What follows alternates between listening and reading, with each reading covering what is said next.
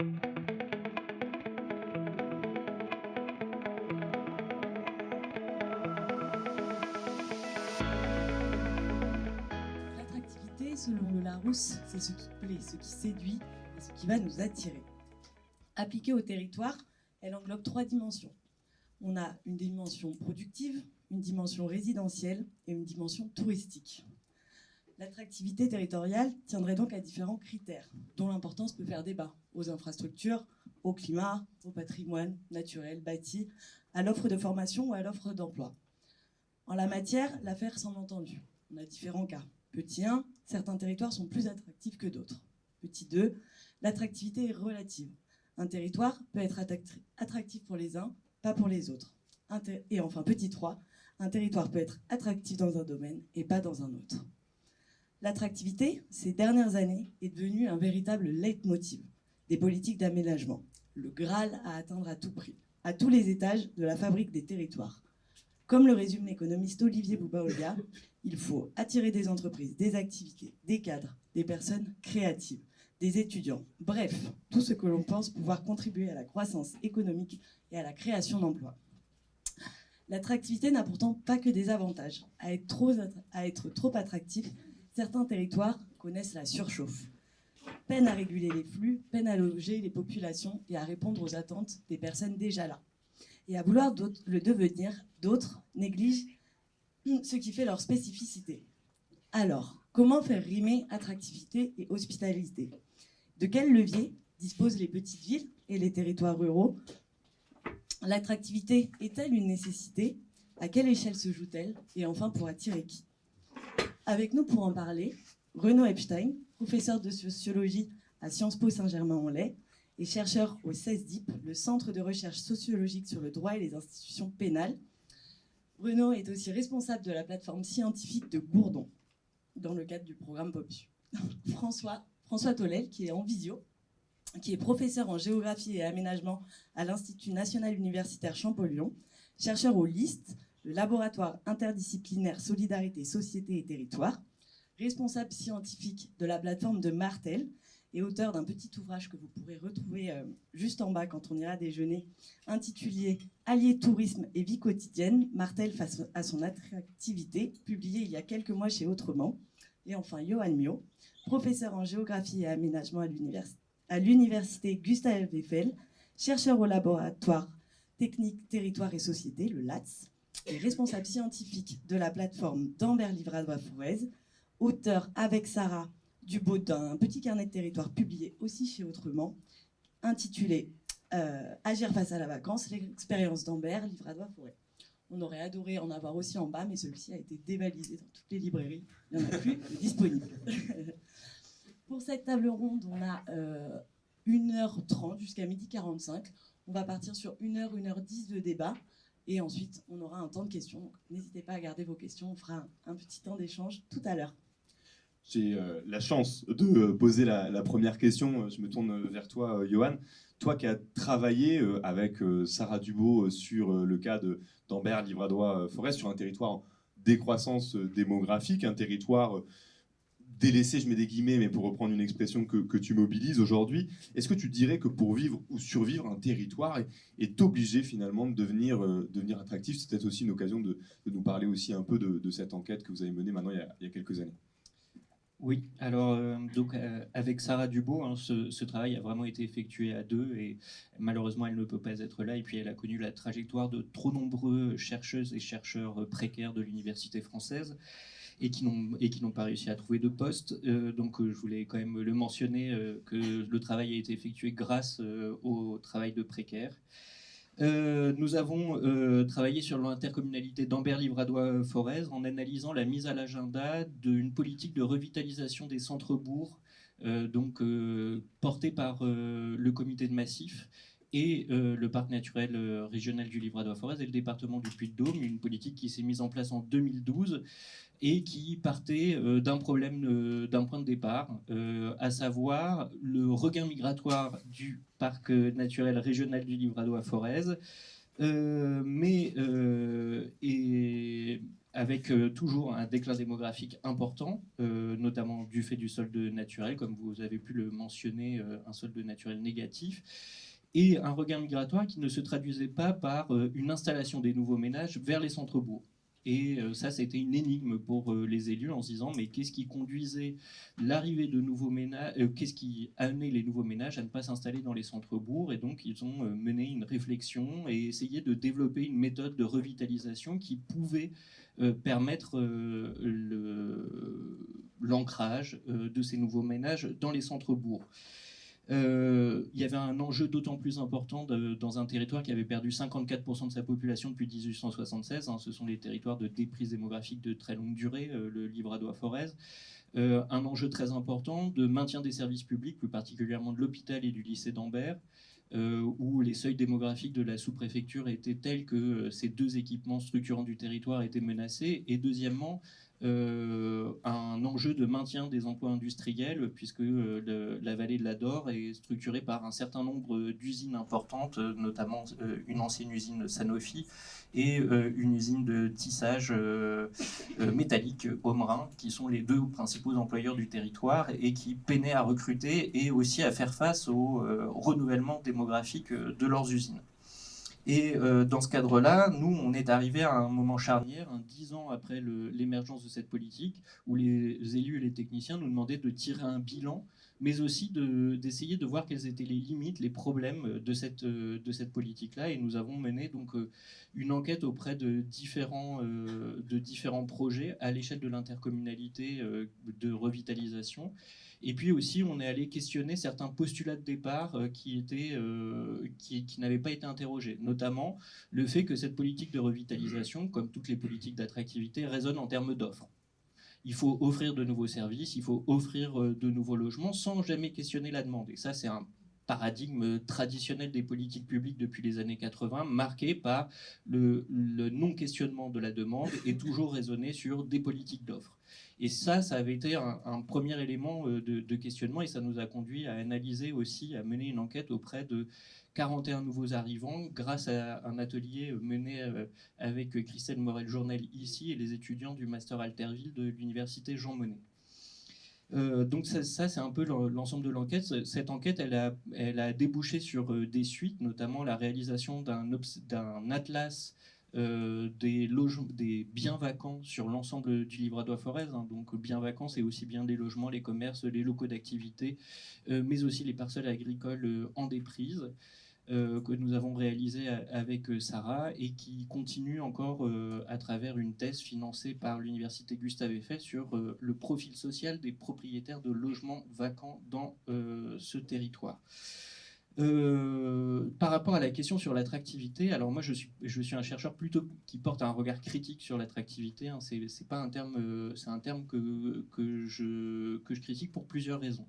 D'abord, si la recherche en économie et en géographie, notamment l'école des territorialistes qui s'est développée dans les années 80, montrait que l'attractivité, c'est une capacité relative d'un territoire à attirer des ménages, des capitaux, des entreprises. Et si on prend au sérieux cette définition, ça veut dire qu'il y a des territoires qui vont réussir à convaincre des ménages, des entreprises, des capitaux à s'ancrer sur ce territoire, et puis d'autres qui ne vont pas réussir.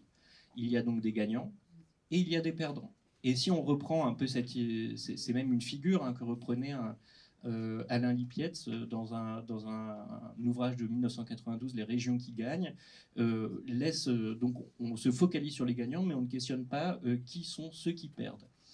Et aussi, en ce paradigme de développement territorial qui est vraiment devenu dominant dans les années 80, passe sous silence un élément important, c'est que ça naturalise les inégalités territoriales. Et ça même, ça considère qu'elles sont normales et on ne va plus chercher à les corriger par des politiques volontaristes, on va plutôt laisser aux territoires leur capacité à se mettre en synergie, à travailler à l'échelle de leur territoire pour réussir à convaincre des ménages, des capitaux, des entreprises à s'installer ici plutôt qu'ailleurs. Donc en ça, moi je porte un regard critique sur cette notion qui présentent des soubassements idéologiques et politiques qui peuvent être questionnables et surtout qui peuvent être difficilement atteignables pour des territoires qui présentent des difficultés structurelles de longue durée. De ce fait-là, j'ai plutôt tendance à proposer le terme de dévalorisation pour replacer les processus en cours de transformation des dynamiques territoriales en lien avec le processus de recomposition du système économique national qui tend à concentrer le développement vers les métropoles, que soutient aussi l'État assez fortement, et qui va laisser les villes petites et moyennes plus en difficulté, avec quand même un élément important à avoir en tête, c'est qu'il y a une grande diversité de trajectoires des villes moyennes et des villes petites en fonction de leur environnement régional. En même temps, je vais me faire un peu l'avocat du diable, mais par rapport à ce que tu dis et ce que tu disais au départ, on comprend quand même que dans des territoires qui ont longtemps perdu des habitants, pour maintenir une offre de services publics satisfaisante, tu évoquais le cas de l'hôpital, on peut imaginer effectivement les employeurs qui parfois peinent à recruter, etc. Il y a quand même un enjeu de renouvellement de la population. Comment, voilà, est-ce qu'il y a des alternatives possibles ou pas voilà, et comment est-ce qu'on fait est-ce que finalement il y a d'autres chemins possibles pour des territoires comme celui sur lequel tu as travaillé que d'aller chercher à tout prix de nouveaux habitants? Alors effectivement, pour un territoire, c'est difficile d'aller contre un paradigme de développement économique et de politique publique. Il faut bien qu'il joue avec ce cadre technique, cognitif, qui pèse sur les politiques de développement économique, sur les acteurs économiques. Et donc oui, aujourd'hui, ils sont bien amenés à devoir s'inscrire dans des politiques d'attractivité, cherchant à convaincre des ménages, plus particulièrement des ménages actifs, hein, ce qui est la cible traditionnelle dans ce type de territoire, à s'installer sur le territoire pour maintenir ce premier niveau de service public essentiel pour le fonctionnement du territoire. Je ferais juste un mot sur l'enquête. Est-ce que l'enquête a changé aussi le regard des acteurs locaux sur leur territoire? Enfin, quel impact ça a pu avoir? Alors, il y a eu plusieurs éléments qui ont été importants. C'est d'abord, en s'intéressant à la demande effective sur le territoire, on a fait ressortir plusieurs éléments. Bon, d'une part, classiquement, on est retombé sur des résultats classiques de la sociologie des trajectoires résidentielles, hein. Le premier facteur d'installation sur un territoire, c'est l'emploi et la capacité d'un territoire à offrir 2 emplois pour les 2 membres du ménage. Et ça, c'est quelque chose de particulièrement difficile quand on est sur des territoires qui ont un profil très industriel, donc avec des emplois beaucoup plus masculins, qui posent la question des emplois féminins, qui sont largement plus précarisés, plutôt de l'ordre du service à la personne, donc des temps partiels contraints, avec de nombreux kilométrages, etc., et des très faibles rémunérations.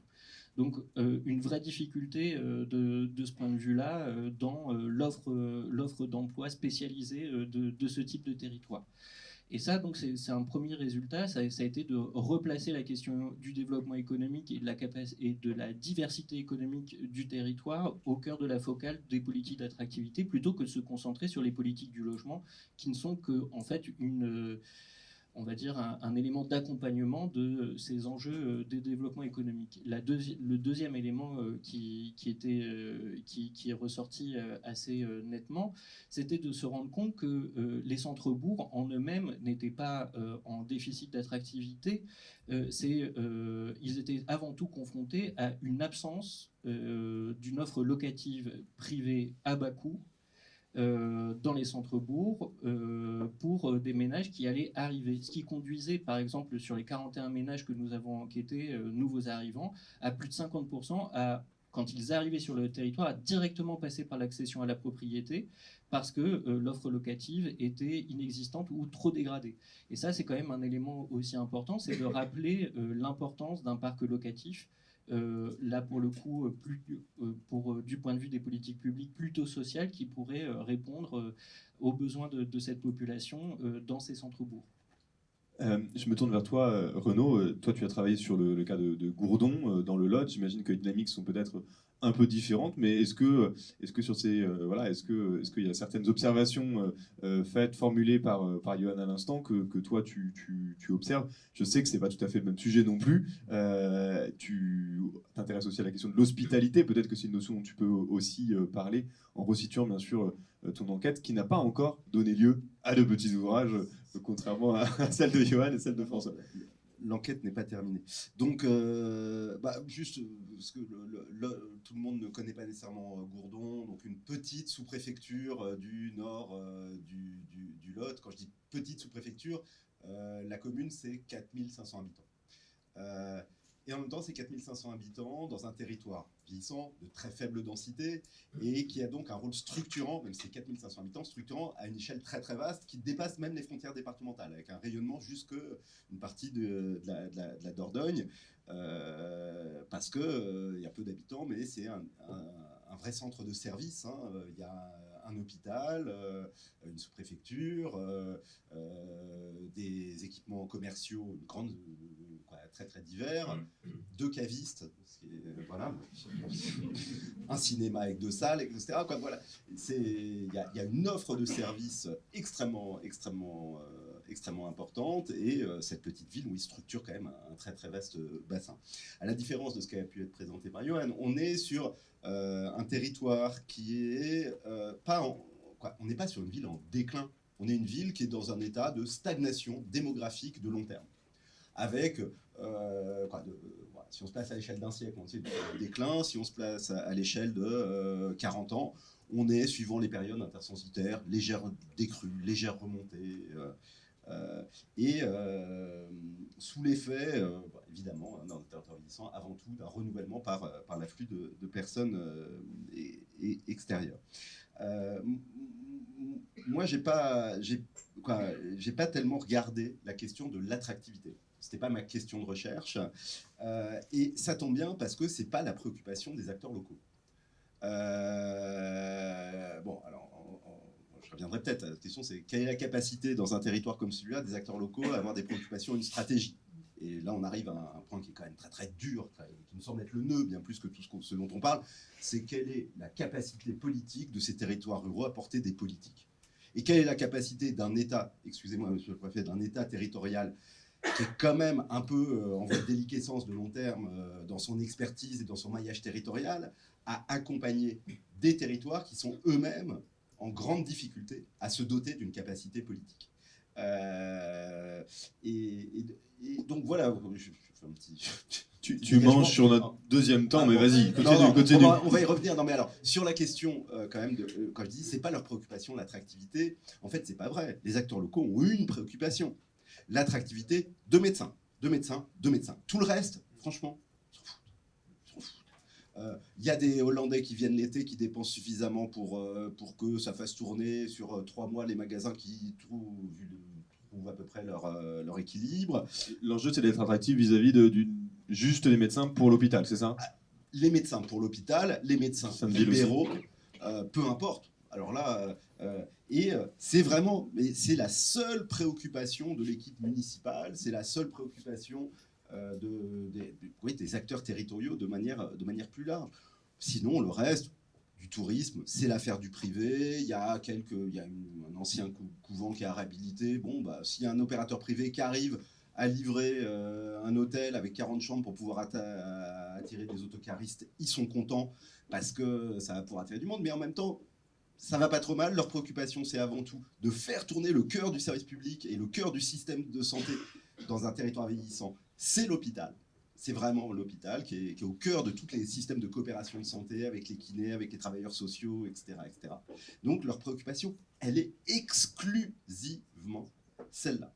À tel point qu'ils en oublient d'autres dimensions de ce qui peut être les conditions d'attractivité des médecins. Et pourquoi est-ce qu'ils s'intéressent qu'à ça? Ça renvoie au fait que c'est la préoccupation des électeurs de ce territoire, des habitants de ce territoire. La deuxième raison, c'est qu'ils ont des contre-modèles d'attractivité à proximité. On est à un peu moins de 30 km de Sarlat, autant de Rocamadour, des pôles majeurs de tourisme national, Et les élus locaux disent, mais nous, on ne veut pas devenir Sarlat, on ne veut pas devenir Rocamadour.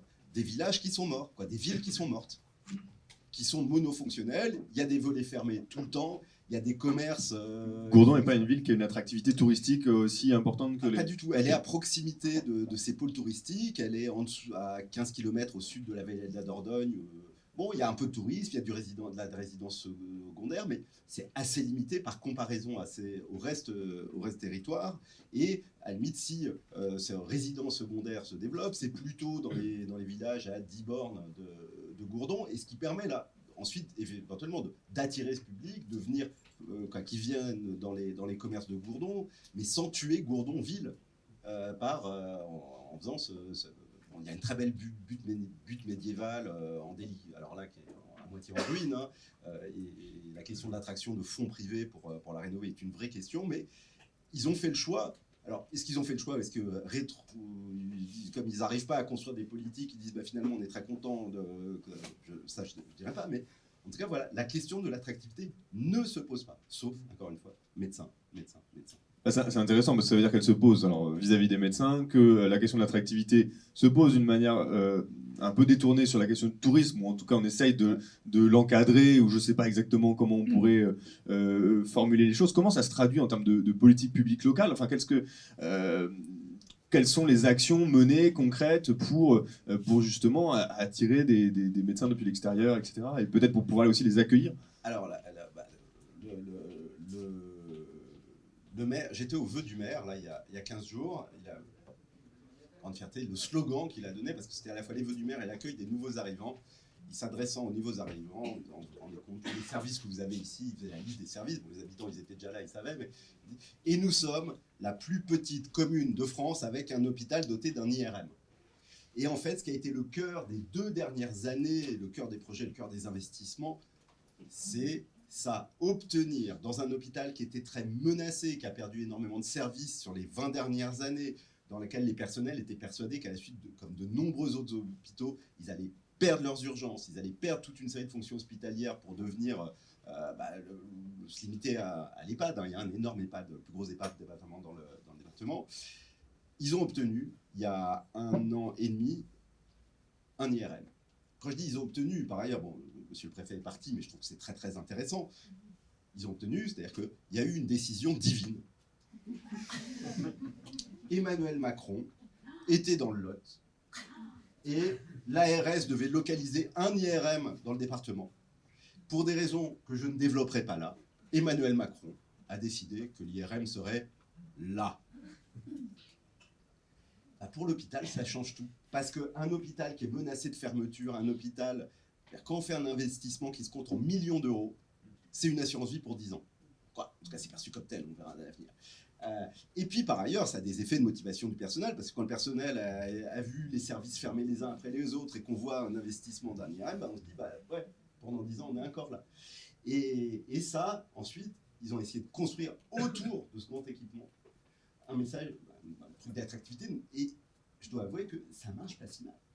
Les urgentistes qui n'ont pas spécialement besoin d'IRM, les Sarlat, qui est vraiment une grosse ville par rapport à Gourdon, qui est loin, les urgences ont fermé la moitié de l'été.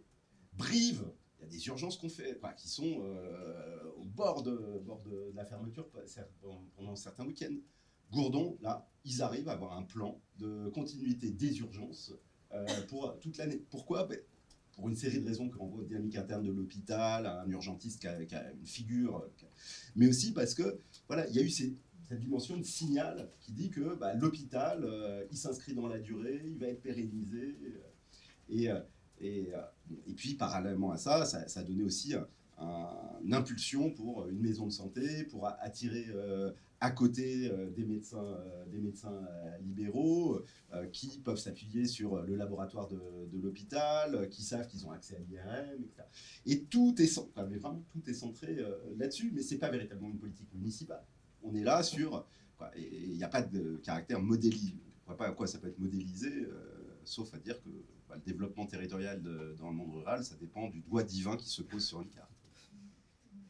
Merci. C'est ça. Merci Renaud, on y reviendra peut-être sur le doigt divin d'Emmanuel Macron, mais juste, je voudrais donner la parole à François Tollet. Je ne sais pas s'il nous entend, s'il nous voit, oui toujours, sur le cas de Martel, qui est, j'imagine, un peu différent. On reste là dans le Lot, c'est pas tout à fait la même taille de ville que Gourdon, si je me trompe pas. Je connais par ailleurs très mal le Lot.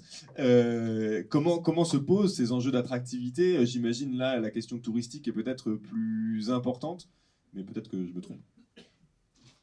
Oui. Je vais d'abord vous remercier pour l'invitation, remercier PopSud pour l'invitation que je n'ai pas pu honorer. J'aurais bien aimé venir à Saint-Étienne, mais c'était un peu compliqué en termes d'heures de cours pour me déplacer sur un créneau aussi réduit. Je voulais dire aussi que j'avais l'intention de vous montrer quelques images de Martel, mais je n'y suis pas arrivé. Je ne suis pas arrivé à faire ce partage d'écran, donc je vais essayer tout à l'heure, pendant que vous parlez, de vous montrer quelques images de Martel. Donc c'est vrai que c'est une toute petite commune de 1636 habitants exactement, mais qui est dans une intercommunalité de 45 000 habitants, une intercommunalité XXL, puisqu'il y a 77 communes, avec une très faible densité, 35 habitants au kilomètre carré. À Martel, on est à une demi-heure de Brive, on n'est pas très loin non plus de l'autoroute A20, mais on est quand même à 2h30 de Toulouse et à plus d'une heure de Cahors. Donc c'est une commune, et c'est comme ça un peu qu'on l'a appréhendé, qui est en interaction avec des centres intermédiaires proches. Et du coup, il y a un réseau de proximité qui s'est créé.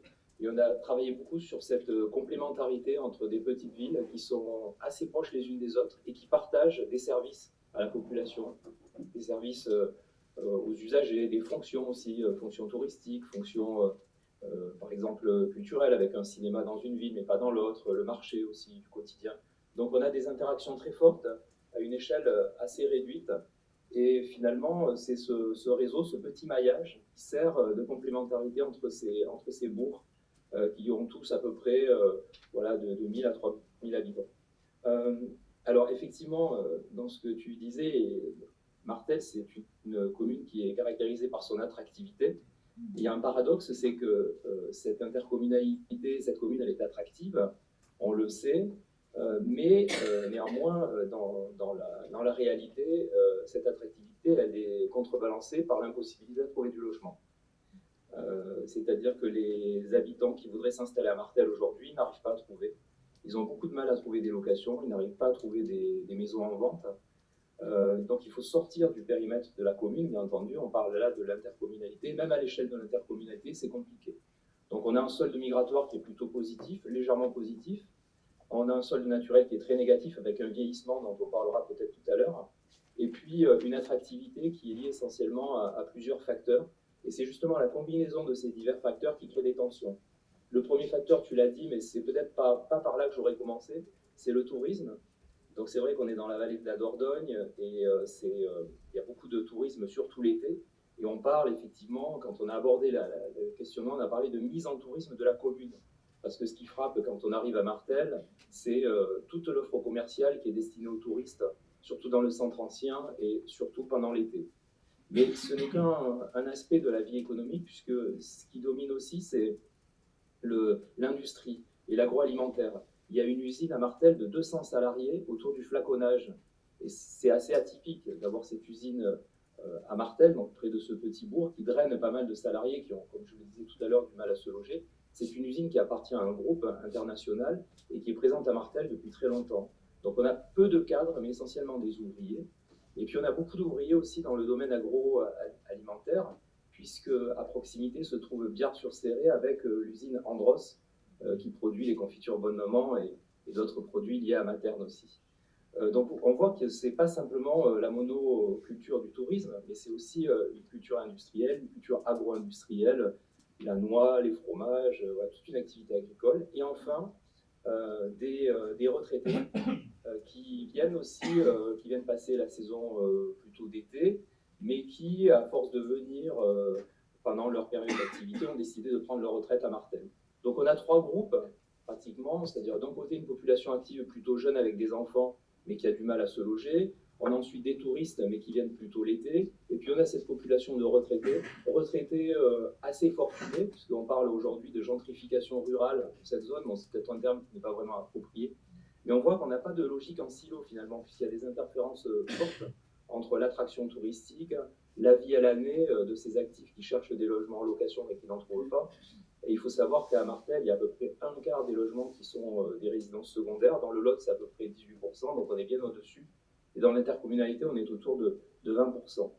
Donc voilà, ces trois groupes coexistent, on va dire, mais leur vie au quotidien crée des tensions.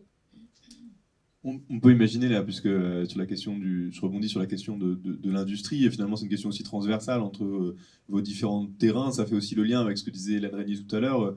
L'industrie, elle est quand même malgré tout très présente en ruralité en France et dans les petites villes de manière générale, et ce voilà, historiquement, et on voit bien à quel point c'est quelque part, même dans des territoires d'ailleurs qui perdent des habitants, ou dans des territoires qui en gagnent, enfin, à chaque fois, la question de comment essayer de recruter notamment des cadres, etc., c'est toujours compliqué, pour la raison peut-être que tu évoquais tout à l'heure, Johan, du fait que voilà, on pour attirer quelqu'un, il faut attirer les deux membres du couple, si les gens sont en couple. Comment ça se traduit sur vos différents terrains? Est-ce que là aussi, il y a des politiques publiques mises en œuvre par les pouvoirs publics locaux, ou pas du tout? Est-ce que pour reprendre ce que tu disais tout à l'heure, voilà, on s'adresse aux médecins, et finalement le reste c'est un peu hors radar? Je ne sais pas qui peut réagir, peut-être François, comme tu avais la parole. Oui, alors on a des politiques d'accompagnement de l'attractivité, notamment pour les services à la population. C'est vrai que ce défi d'avoir des médecins sur le territoire, d'avoir un collectif de médecins et de professions médicales, parce qu'aujourd'hui, les médecins, ils ne viennent pas seuls sur les territoires. Quand on interroge un jeune médecin, il va s'installer dans un territoire à condition qu'il y ait un collectif de médecins autour, ou un collectif médical, c'est-à-dire des kinésithérapeutes, des infirmiers. Donc les jeunes médecins raisonnent plutôt à cette échelle-là et avec cette organisation-là. Donc à Martel, il y a effectivement un défi d'avoir des médecins, d'avoir des chirurgiens dentistes, de s'appuyer aussi sur les polarités proches. On a parlé tout à l'heure de Gourdon, mais il y a d'autres polarités, il y a Sarlat, et d'avoir Souillac aussi, et d'avoir donc un appui sur des communes qui peuvent être mieux dotées. Donc ça, c'est un aspect très important, de pouvoir assurer des services pour vivre bien à l'année, c'est-à-dire des services à la fois dans les écoles, les maternités, enfin voilà, tous les services de proximité. Et puis ensuite, il y a des politiques pour réguler l'attractivité. C'est plutôt ce qui nous a frappé dans l'ouvrage, dans l'enquête que nous avons menée. Ce sont des politiques pour réguler notamment l'attractivité et la politique de logement. On a insisté dans l'ouvrage sur justement cette gouvernance municipale qui se pose pas mal de questions sur cet enjeu de vivre bien à l'année tout en étant un territoire touristique. C'est une commune qui semble, en tout cas, à un point de presque de rupture, c'est-à-dire qu'il y a des scénarios qui peuvent se dessiner, qui sont assez faciles à tracer. D'un côté, on peut aller vers la touristification de masse, et donc une mise en tourisme assez massive de cette commune, mais de l'autre côté, il peut y avoir aussi des moments de résistance, et c'est ce que fait la commune aujourd'hui. La commune, elle a décidé de franchir le cap des 2000 habitants, mais en même temps d'assurer des services pour une vie à l'année. Alors c'est extrêmement difficile.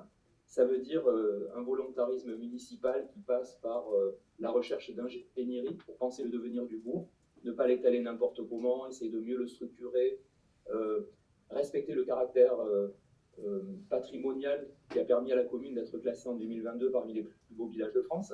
Ça veut dire une charge qui pèse sur le collectif des habitants et des élus qui ne peuvent pas développer des lotissements. En plus, dans le cadre de la ZAN, c'est hyper compliqué. Mais donc, il y a un volontarisme municipal pour essayer de réguler ce qui pourrait être une sorte d'anarchie touristique qui serait facilement, à mon avis, qui pourrait être le scénario de l'inacceptable. Et avec quelques opérations stratégiques qui ont été portées, mais récemment qui ont connu des échecs. Je peux en détailler une, si vous le souhaitez, c'est une AMI, donc un appel à manifestation d'intérêt dont la municipalité était très fière. C'est d'abord le rachat par l'opérateur foncier régional d'un bâtiment au cœur de bourg, Ce bâtiment en Cours-de-Bourg, il y a eu un appel à manifestation d'intérêt et 3 candidats se sont présentés, une galerie d'art, une boucherie-charcuterie qui permettait d'ouvrir à l'année, puis une librairie. Et les élus municipaux ont choisi la boucherie-charcuterie qui devait ouvrir à l'année, donc ça a été présenté comme le résultat d'une politique volontariste d'avoir des commerces à l'année et de ne pas lâcher tout au tourisme. Et en réalité, ce magasin, il a fermé. Il a fermé il y a quelques mois parce que justement la cyber est redoutable. Donc on voit la fragilité quand même de ces politiques municipales pour réguler l'attractivité, pour endiguer le tourisme avec des contre-modèles de proximité que sont Collonges-la-Rouge ou Rocamadour, où là, pour les élus, c'est ce qu'il ne faudrait pas envisager pour les années qui viennent. Merci François. Renaud, tu voulais réagir? Non, je ne sais pas pourquoi. Non, sur la question économique, parce que je me rends compte que j'ai fait une présentation de Gourdon qui est juste une centralité de service. Il y a aussi évidemment de l'activité productive privée, avec notamment 2 entreprises, dont une d'ampleur internationale, 2 entreprises, Valette et Godard, qui sont leaders européens pour l'un, national pour l'autre, un des leaders européens internationaux du palmipède gras. Donc, du foie gras, toutes ces choses-là. Oui, on est dans le Lot. Et ce qui est moi, ce que je trouve très très intéressant, c'est que moi, dans toutes les enquêtes, je les ai jamais rencontrés. Je les ai pas rencontrés. On n'en parle pas. Quand je sollicite un rendez-vous, on répond même pas. Ils s'en foutent. Et du côté quand on pose la question aux élus, ils sont là, tout se passe bien. Le maire connaît bien le patron, mais aucune politique municipale ou intercommunale articulée aux besoins de ces entreprises qui se débrouillent très bien, sans les pouvoirs publics locaux. Il n'y a pas de politique d'attractivité économique, il n'y a visiblement pas de difficulté de recrutement. Bon, il y a beaucoup d'emplois de manutention ou de production qui demandent, les profils des habitants locaux répondent parfaitement aux besoins. Et même à l'échelon départemental, où là, le conseil départemental a une politique de marketing territorial, d'attractivité territoriale, en fait, c'est la partie du département qui est inconnue, ou très peu traitée. Et on ne prend pas appui là-dessus. Donc, tu vois, les questions que tu posais sur cette question de l'attractivité, c'est vraiment pas des questions qui se posent. Et quand on le pose vraiment très directement aux élus, savoir quelles sont pour vous les conditions pour ne serait-ce que maintenir les emplois existants. Alors, je parlais de 2 seules grandes entreprises. Alors, 2 grandes entreprises, la somme des emplois de ces 2 entreprises, c'est inférieur au nombre d'emplois de l'hôpital. Il faut être clair, l'hôpital est l'employeur premier, comme souvent dans ces territoires.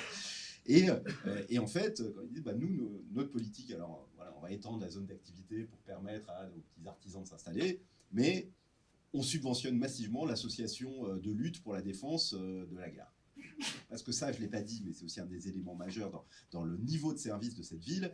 C'est une ville de 4500 habitants qui est sur la POLT, la ligne Paris-Toulouse, et donc qui est desservie avec 4 allers-retours quotidiens à Toulouse et à Paris. Ce qui, pour une petite ville comme ça, est quand même assez déterminant, notamment pour attirer toute une série de publics qui viennent. Là, je reviens sur l'attractivité. Alors, c'est déterminant pour les habitants locaux, pour aller étudier à Cahors, pour aller ou à Toulouse ou à Brive.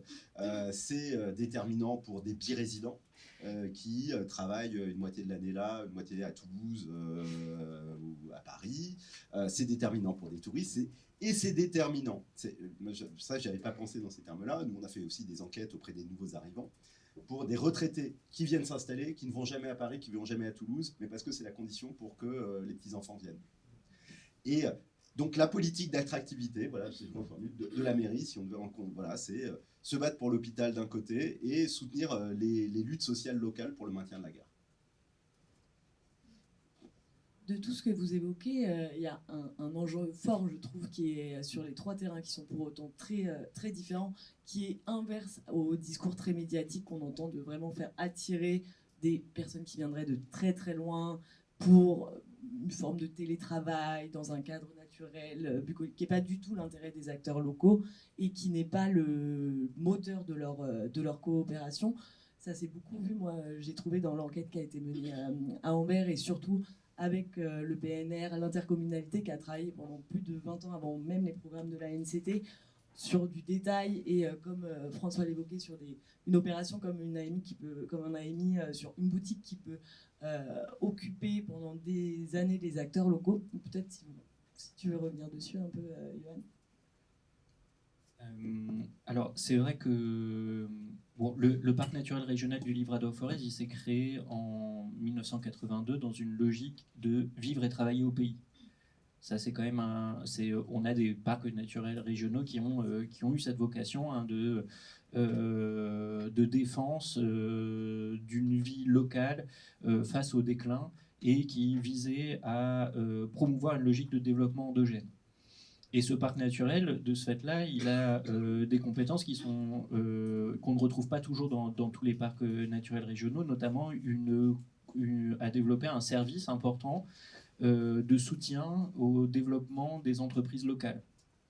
Qui a un service relativement important, qui accompagne des porteurs de projets pour s'installer et créer leur activité au sein des centres-bourgs. Et ça, c'est une dimension ancienne et qui a préexisté aux politiques vraiment qui ont été portées par le parc. Hein. C'est bien le parc qui est impulseur de la dynamique de revitalisation des centres-bourgs dans ce territoire, plus que les communes et les intercommunalités, d'autant que ces communes et ces intercommunalités possèdent une très très faible ingénierie territoriale, et que l'acteur disposant le plus d'ingénierie territoriale, c'est le parc naturel régional de ce territoire, et qui en plus a la capacité de mettre en synergie une diversité d'acteurs, parce que c'est ce qu'il sait faire, et c'est vraiment les compétences au cœur de ce type de structure.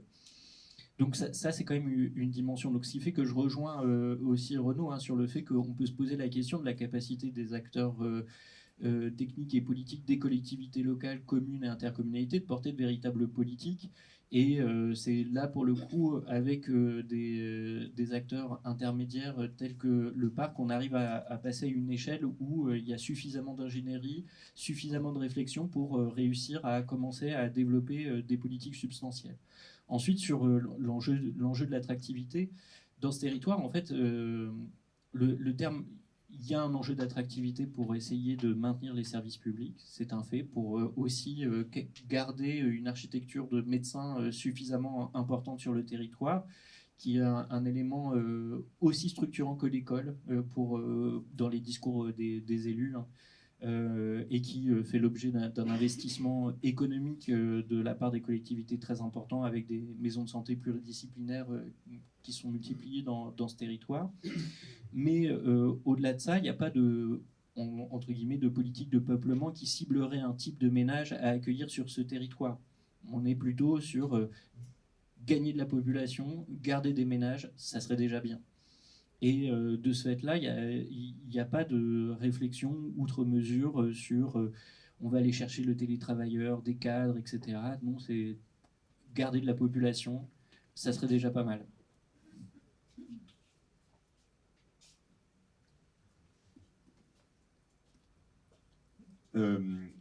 Non, j'avais pas forcément Non, je pense que la question effectivement des moyens, elle est essentielle. Quand tu parles des parcs, on peut aussi penser au PETA, etc. Enfin, en tout cas, à tout un tas d'acteurs un peu qui permettent d'avoir non seulement de l'ingénierie, de traiter aussi les enjeux à d'autres échelles. Et on peut imaginer que c'est important. On peut aussi imaginer que cette recherche de médecins, cette recherche d'attractivité, ça participe aussi d'une mise en concurrence des territoires. Comment ça se traduit là aussi? Est-ce que c'est subi? Est-ce que c'est pas un problème? Est-ce que c'est pas un enjeu? Voilà, je sais pas comment vous l'avez vu sur vos terrains. De fait, il y a une concurrence territoriale pour l'attraction de médecins dans un contexte il n'y a pas assez de médecins et toute une série de territoires essayent d'en attirer, que ce soit dans le champ hospitalier ou en médecine libérale.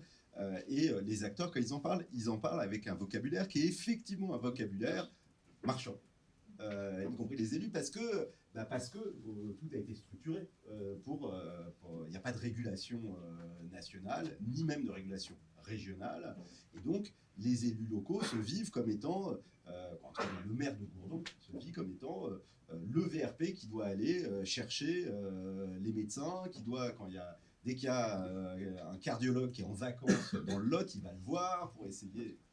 Donc, ils se vivent dans ces termes-là. Mais moi, sur cette question de la concurrence interterritoriale et sur la question des stratégies, moi, je suis quand même très, très frappé. Et bon, il y a le logo de la NCT qui est là, et la NCT est dans la salle. Je suis désolé, je vais être grossier. Mais on est là sur des villes qui sont... moi, en tout cas, je travaille sur une ville qui est inscrite dans le programme Petite Ville de demain. Il y a une chef de projet Petite Ville de demain qui est censée pallier le déficit d'ingénierie technique de ce territoire. Alors, faut être quand même... je ne vais pas personnaliser à outre mesure sur cette chef de projet, mais qu'est-ce que ça veut dire une femme, une chef de projet, dans une intercommunalité qui va représenter un quart d'un département, qui est censé porter une stratégie de développement, une vision, un projet, une OPA, être l'interlocuteur pour une recherche, etc. Avec en face une sous-préfecture dans laquelle il y a 4 fonctionnaires. Qu'est-ce que ça veut dire? Et la DDT à Cahors, c'est loin, ils ne sont pas assez et qui vont prioriser leur mobilisation là où il y a des projets. D'abord, là où c'est pas loin, parce que venir de Cahors à Gourdon, c'est une bonne heure de route, qu'elles n'ont pas le temps, il n'y a pas assez de postes, et qu'il y a plein de projets à Cahors, parce qu'à Cahors, il y a une ville, une agglo qui porte des projets, et puis il y a plus d'enjeux, évidemment qu'il y a plus d'enjeux. Et donc, l'idée quand même, l'idée qu'on puisse construire des stratégies territoriales dans ces petites villes en prenant appui sur une chef de projet et la mise à dispo d'un chercheur, d'un chargé de mission ou d'un programme, je sais pas quoi, voilà, on touche vraiment les limites. Et pour être très très clair, la capacité à construire une stratégie territoriale, qu'elle soit formulée en termes d'attractivité ou dans d'autres termes, dans ces territoires PVD, et en prenant appui sur le chef de projet PVD et la mise à disposition de tous les tuyaux de la NCT, ça n'existe pas. Ça n'existe pas. Alors juste, comme le temps tourne... Vas-y, François. Pardon. Je suis d'accord avec ce qui vient d'être dit, c'est-à-dire sur cette question de l'ingénierie territoriale dans les petites villes. À Martel aussi, il y a un poste donc, de chargé de mission Petite Ville de demain qui est partagé entre 2 communes. Donc c'est une personne qui a fait une école de commerce, qui est plutôt dynamique, mais qui n'a pas vraiment de compétences en matière d'urbanisme, en matière de gestion des droits des sols, etc., de réflexion sur le devenir de la commune, sur la tâche urbaine. Et donc elle a des compétences plutôt relationnelles pour essayer de mettre en relation des porteurs de projets, pour essayer de trouver des financements, ce qui est déjà beaucoup. Et je pense que le programme POPSU, pour cette commune-là, en tout cas, ça a été une opportunité, puisque dans le cadre du programme POPSU, nous avions certes un photographe artistique, nous avions aussi des étudiants qui ont participé au travail, mais nous avions aussi 2 bureaux d'études. Et le fait que 2 bureaux d'études aient travaillé pendant plusieurs semaines, animé des ateliers, à faire du travail de terrain, à faire du benchmarking aussi, on s'est rapproché aussi du CAUE. Toute cette ingénierie qui s'est déployée pendant le programme POPSU, ça a été une plus-value pour la commune et pour l'intercommunalité, puisque nous avons aussi été en échange avec l'intercommunalité. Je pense qu'il y a beaucoup de choses d'ailleurs qui se passent à cette échelle-là maintenant, à l'échelle de l'intercommunalité. Quant au CAUE, c'est vrai que c'est une super opportunité pour ces territoires, mais actuellement, comme c'est le cas ici dans le Tarn, ils se trouvent submergés. Je ne voudrais pas utiliser un terme qui est actuellement mal connoté, mais ils se trouvent dépassés, on va dire. Ils se trouvent dépassés par les demandes qui sont trop nombreuses de la part de toutes ces petites communes qui veulent toutes des diagnostics territoriaux, des petits projets élaborés par le CNFPT. Donc le réflexe d'aller chercher des écoles d'architecture, d'aller chercher des agences d'urbanisme, d'aller chercher peut-être des cabinets privés, des bureaux d'études pour faire de l'ingénierie. La commune, elle ne l'a pas forcément. Et elle a évité le pire. C'est-à-dire qu'à Martel, bon, c'est dommage que je ne puisse pas vous montrer quelques images de la commune, mais on a une entrée de la commune à l'ouest, du côté de l'autoroute A20, qui est une entrée relativement ratée, c'est-à-dire que dans les années 70-80, une petite zone commerciale a été créée, et cette zone, elle a défiguré le paysage, on va dire, au fil du temps. C'est le côté où il y a aussi l'entreprise, mais l'entreprise, elle est déconnectée du tissu urbain, elle est beaucoup plus éloignée.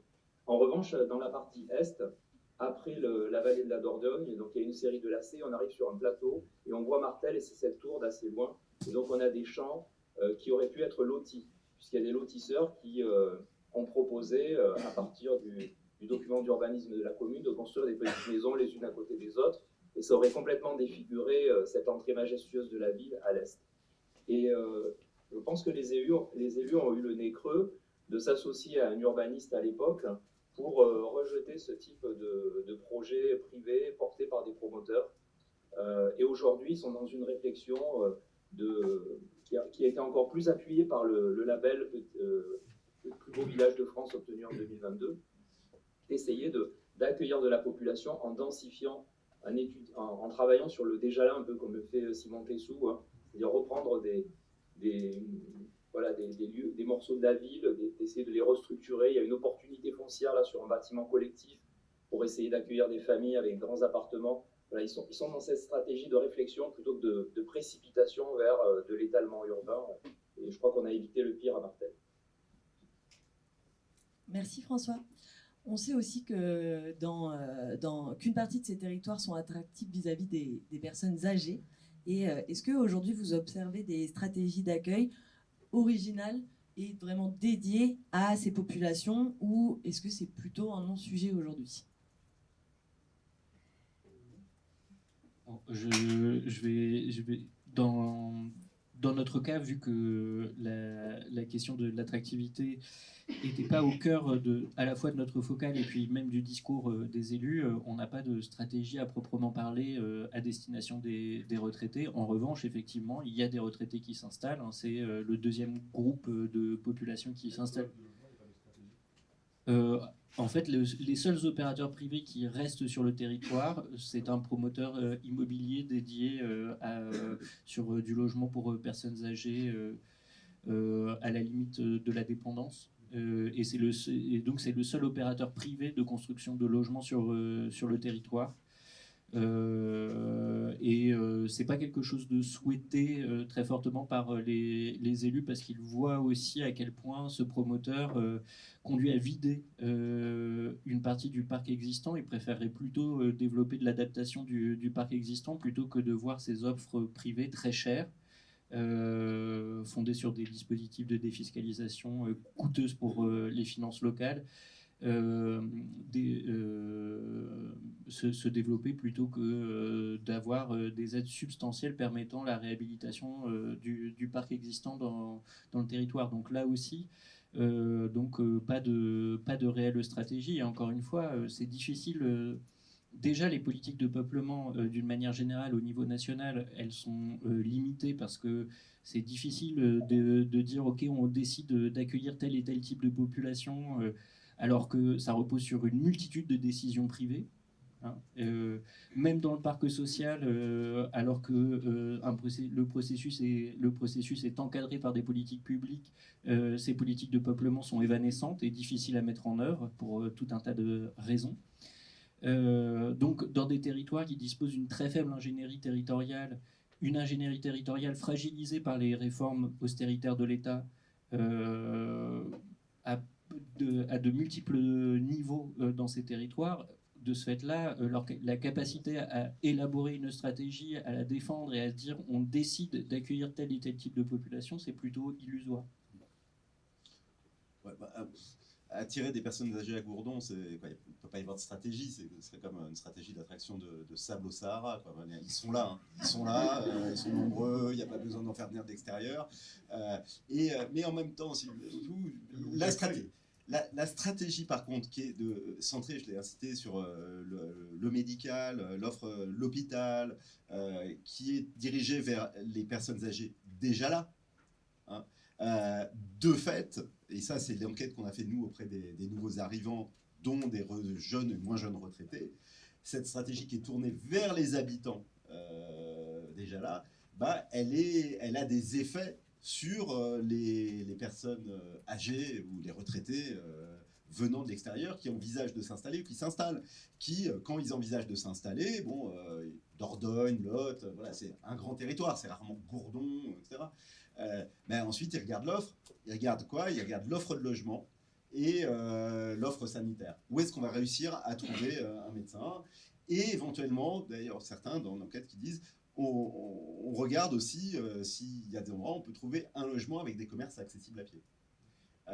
Et de ce point de vue-là, voilà. Non, mais là encore une fois, on n'est pas je reprends ce que dit Johan, hein, entre la stratégie qui est tournée vers les déjà là, vers l'extérieur, et de cette opposition. Là, Gourdon, il y a peu de choses vers tourner vers l'extérieur, mais en répondant à la demande de ceux qui sont déjà là, bah, ça peut aussi maintenir une offre qui peut attirer d'autres personnes extérieures.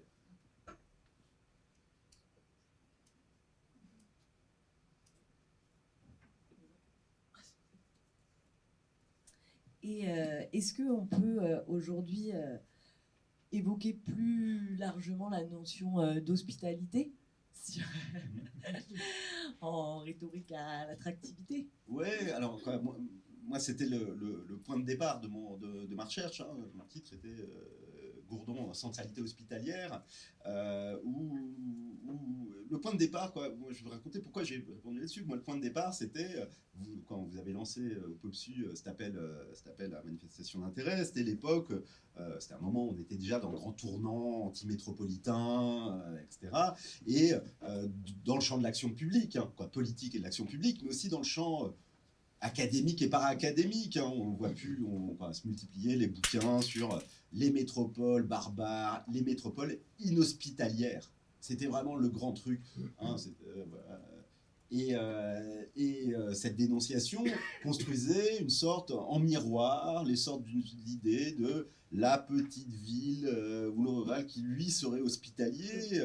Ce qui est à la fois, en tout cas pour la petite ville rurale, ce qui est à la fois vrai d'un point de vue dans l'histoire longue, et si on prend la question de l'hospitalité, qui est au fondement du fait urbain dans l'Occident chrétien, c'est la combinaison de ces deux éléments qui sont un équipement collectif, qui est ce qu'on appelle aujourd'hui l'hôpital, qui visait pas à soigner, hein, très peu à soigner, mais qui était un élément structurant de la construction urbaine des villes médiévales, et une obligation morale et religieuse qui est celle d'accueillir les personnes de passage, les militaires, les pèlerins, les marchands, etc.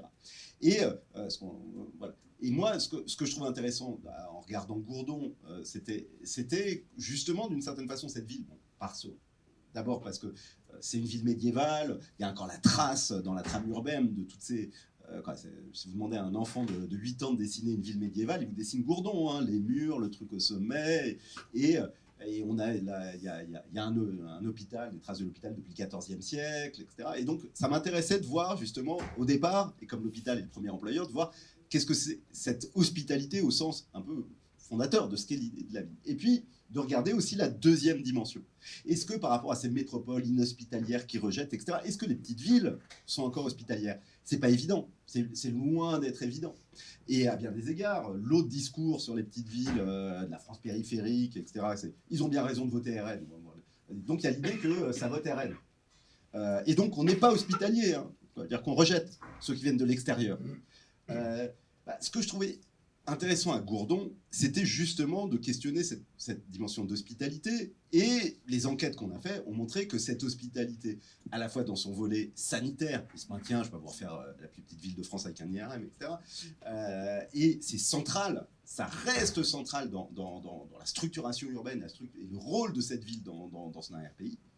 Mais de façon beaucoup plus surprenante, c'est que, je dis de façon plus surprenante parce qu'on est abreuvé de choses qui nous disent qu'on est tous en train de rejeter tout, on se rejette tous mutuellement.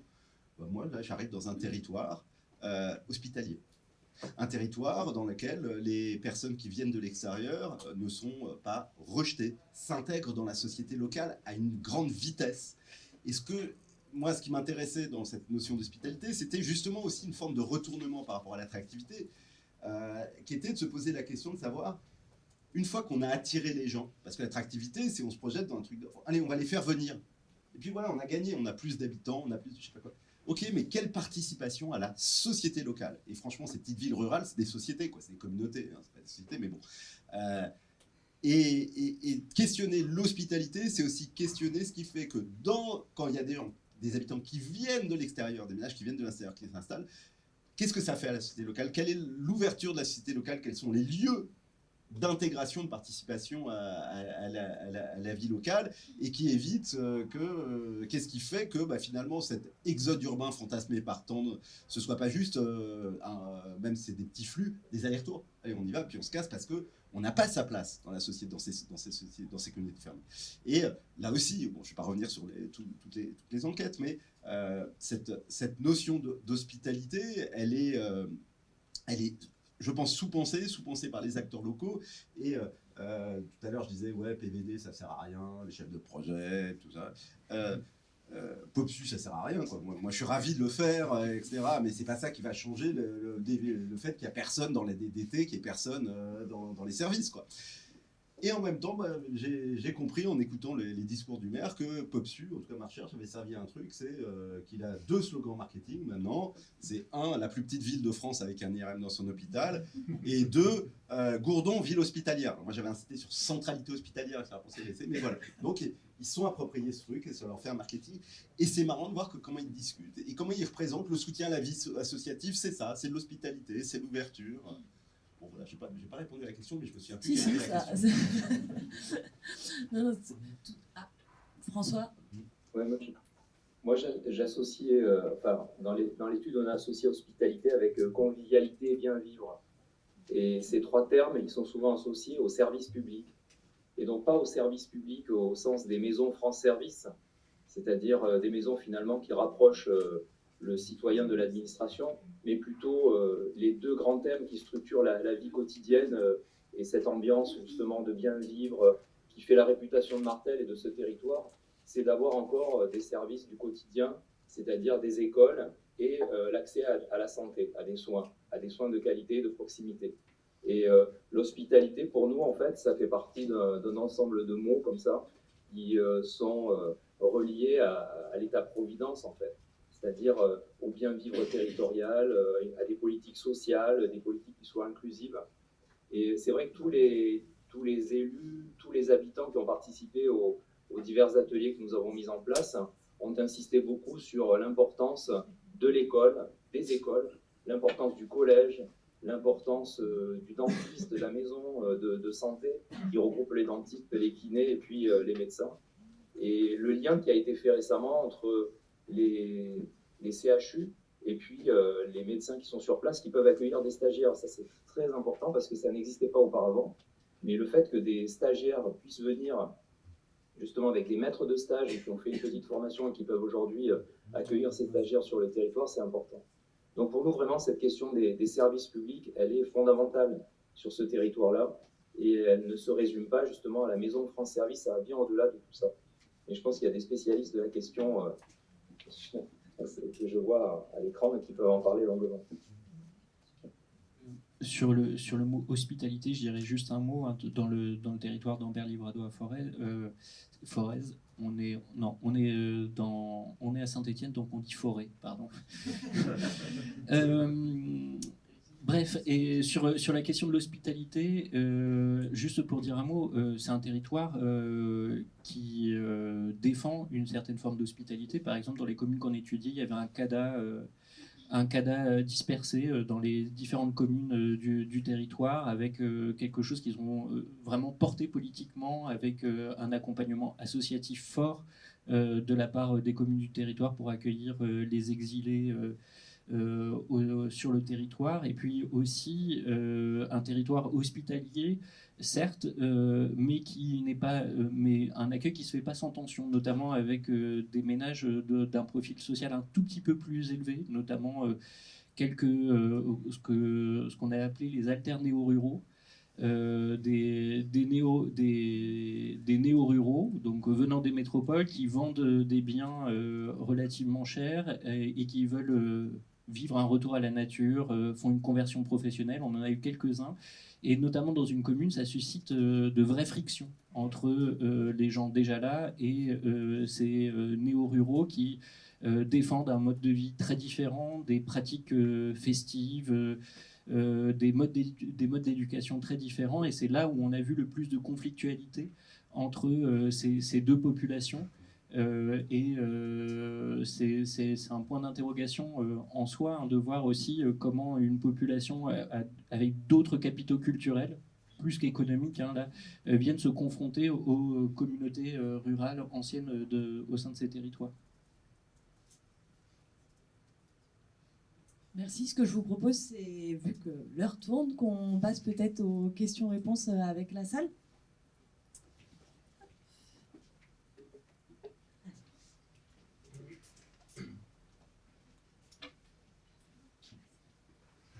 Oui, bonjour tout le monde. C'est une question pour Monsieur Miot. J'habite entre le rural et l'urbain, un pied dans la métropole clermontoise et un pied dans les Combrailles. Un territoire entre la métropole clermontoise et le plateau de Millevaches. Vous voyez, deux chocs culturels complètement différents. Vous avez exploré l'est du département. Je pense que dans la salle, il y a d'autres puits de bois. Et ça reviendra avec Saint-Éloi-les-Mines cet après-midi, qui sont deux territoires, un de l'ouest, l'autre de l'est du département. Mais la question de l'existence dans votre proximité, quand même, de zones que vous avez explorées, vous avez la métropole clermontoise. Et vous êtes peut-être le seul de la table, de la table ronde, qui est dans avoir une attractivité ou une répulsion vis-à-vis de la métropolisation. Parce que là, vous avez cité des gens CSP+, avec un pouvoir d'achat, qui s'en vont à la campagne, mais qui ne sont pas les néo-ruraux du plateau de Millevaches, de ceux qui ont reconstruit une communauté. Et ça, comment vous pouvez l'analyser entre répulsion et attractivité de la métropole? Alors, c'est une très bonne question, pas facile. Alors, déjà dans les mobilités résidentielles approchées à partir du fichier migration communale, on n'a pas vu tant de mobilité venant de Clermont-Ferrand vers le Livradois-Forez. On a des mobilités sortantes importantes de jeunes du territoire partant vers Clermont-Ferrand ou vers Saint-Étienne, notamment parce que ce sont des pôles universitaires et donc que les jeunes du territoire vont se former dans les universités de proximité. Bon, ça, c'est le premier élément, mais on n'a pas tant de mobilité de retour de ces métropoles vers le territoire du Livradois-Forez. Ça, c'est un élément qui nous a surpris. Dans notre corpus, ensuite, d'enquêter, on a vu des installations de ménages venant de ces territoires relativement limitées. En fait, là, pour le coup, ce sont bien ce qu'on appelait des mobilités de retour au pays. C'est-à-dire de jeunes qui sont partis faire leurs études, qui ont eu de premiers contrats de travail dans ces agglomérations et qui sont ensuite revenus sur ce territoire, notamment à un moment où il a fallu aider les parents qui deviennent dépendants, ou aussi au moment de la mise en couple, où il s'avérait que c'était plus facile de se projeter de devenir propriétaire occupant dans ce territoire-là que dans l'ère urbaine clermontoise pour le Livradois Forest. Donc c'est plutôt ce type de mobilité, c'est plutôt ces relations-là qu'on a vues entre la métropole clermontoise et Ambert Livradois Forest qu'on va dire des ménages vraiment métropolitains avec un profil de cadre et de profession intellectuelle supérieure qui viendraient s'installer directement sur ce territoire sans relation. Ces mobilités d'alters néo-ruraux, hein, ce sont plutôt, dans notre corpus d'entretien, ce sont plutôt des ménages lyonnais, parisiens, qui sont venus sur ce territoire, notamment autour d'expérimentations architecturales qui ont eu lieu dans quelques communes du territoire. C'est notamment le cas de la commune de Quinga, où on a une petite dynamique comme ça de ménages de ce profil-là qui sont installés sur la commune. J'espère avoir répondu à votre question. Et oui, notamment. Entre autres. Non, effectivement, mais je parle aussi, par exemple, de Rural Combo ou d'autres. Voilà. J'avais deux questions. La première, c'est pour Yohan Nio. C'était sur la mobilité un peu du quotidien. Est-ce que c'est un frein pour justement ces centres-bourgs où on ne peut pas garer sa bagnole forcément juste en bas de son logement? Et par ailleurs, s'il y a une question aussi d'absence de transport en commun et d'attractivité potentielle ou non pour les personnes sans permis. On parlait de CADA tout à l'heure. On sait que pour pas mal de migrants, en fait, c'est impossible de s'installer dans le rural parce qu'on n'a pas de permis. Donc ça bloque un peu. Et la deuxième question, c'était pour Renaud Epstein. Je voulais savoir si dans ce genre de territoire où effectivement la question de la santé est centrale, mais où on n'est pas encore dans de la désertification médicale du tout, est-ce que la question de la téléconsultation médicale, elle monte quand même? Est-ce qu'il y a des acteurs qui vous en ont parlé ou pas du tout? Est-ce que c'est vu comme un truc ringard, ou qui sert à rien? Comment c'est traité par les acteurs locaux? Je vous remercie. Je vais répondre sur la mobilité du quotidien. Alors pour les acteurs locaux, très clairement, ils considéraient que le parc de logement des centres-bourgs était obsolète pour deux raisons. Un, pas de jardin attaché à la parcelle dans les centres-bourgs. Deux, pas d'endroit où garer sa voiture à proximité. Il y a eu des enquêtes, nous dans les enquêtes qu'on a menées avec les ménages, en fait, à partir du moment où on est capable de leur proposer un jardin pas trop loin, et notamment en fait dans les centres-bourgs du Livradois Forest, on a souvent d'anciennes parcelles, d'anciens communs qui ont été divisés, et on arrive à avoir encore des parcelles de jardins ouvriers à proximité, etc. Ça peut passer.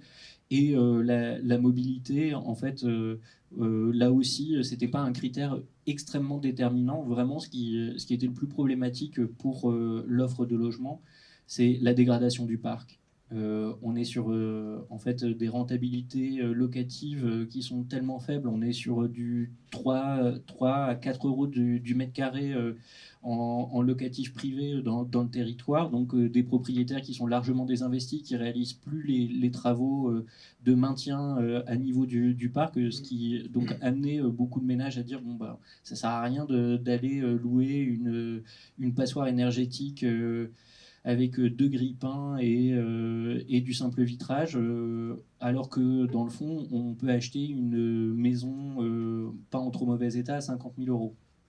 Parce que c'est ça un peu les prix avec un jardin, etc. Donc c'est aussi ce type d'arbitrage économique que nous ont raconté les ménages, donc les questions de mobilité, non. En revanche, quand on a approché les associations qui travaillaient avec le CADA, c'est typiquement la mobilité, là, c'était devenu un frein. Et globalement, sur le territoire, hein, pour tout un tas de ménages, de personnes qu'on a rencontrées, ils nous ont beaucoup parlé de la ligne SNCF, la ligne historique SNCF qui appartient à un syndicat mixte pour essayer un jour de la réactiver entre Thiers et Ambert comme un levier extrêmement important de restructuration des mobilités du quotidien qui sont exclusivement automobiles dans des intercommunalités XXL. Du nord au sud du territoire, il y a 1 heure, et de l'est à l'ouest, il y a 1h30 en voiture. C'est extrêmement compliqué. Et donc, de ce point de vue-là, la voiture et la mobilité est quelque chose qui pèse extrêmement lourd dans le budget des ménages et est un vrai frein aussi, hein, pour l'attraction de ménages biactifs pour qui la mobilité va peser sur le budget. Sur la télémédecine, c'est pas un enjeu. C'est pas un enjeu. Il y a 2 cabines de télémédecine dans 2 pharmacies locales. Ça sert aux touristes. Ça permet d'éviter que les touristes aillent faire chier les médecins locaux et prennent les créneaux qui sont ceux de la population locale. Pour la population, on n'est pas dans un vrai désert médical. On n'est pas dans un désert médical. Hein. Il y a des risques, il y a de la tension, il y a une désertification sur quelques spécialités. Mais bon, un cardiologue en télémédecine, je suis pas sûr que pour le moment ça existe beaucoup. Donc c'est pas ça. C'est pas ça. S'il y a une infirmière qui accompagne, Oui, mais c'est typiquement pas ce qui est développé. C'est pas leur enjeu. Et l'enjeu pour les acteurs des politiques sanitaires à l'échelle régionale, départementale et locale, même si le forme moins comme ça, face au déficit d'offres, c'est la coordination des soins.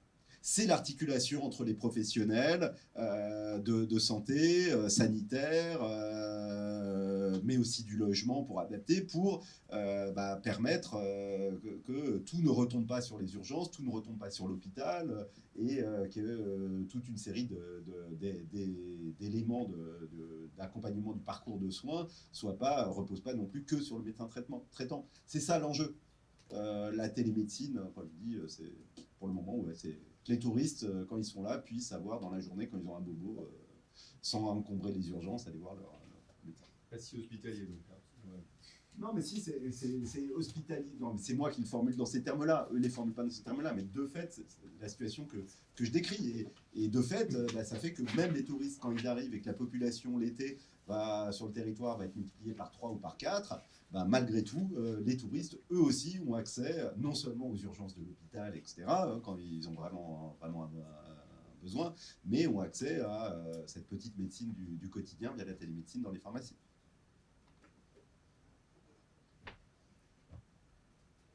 Oui, moi j'avais une question, peut-être pour tous les 3, mais vous verrez, vous vous débrouillerez. Je voudrais revenir, alors c'est des exemples de Renaud Epstein sur lesquels je vais m'appuyer, mais sur cette question de la capacité politique de cette échelle de gouvernance territoriale. Alors, je suis complètement d'accord sur le fait que c'est pas un chef de projet PVD ou un chef de projet aujourd'hui Village d'avenir qui va structurellement changer la donne voilà. Il s'est passé des choses, on parlait en introduction de démaillage des services publics et de ces DDE qui n'existent plus. Cela étant dit, tu as basculé directement derrière sur le doigt divin qui fait arriver l'IRM et le peut-être doigt divin aussi qui fait qu'il y a encore une gare qui ne devrait plus exister à Gourdon. Et ma question, elle est, on est d'accord que l'échelle de la commune n'est pas celle où on peut construire des politiques publiques territoriales, mais il y a quand même des assemblages. Est-ce que vous avez croisé des assemblages d'échelles intermédiaires?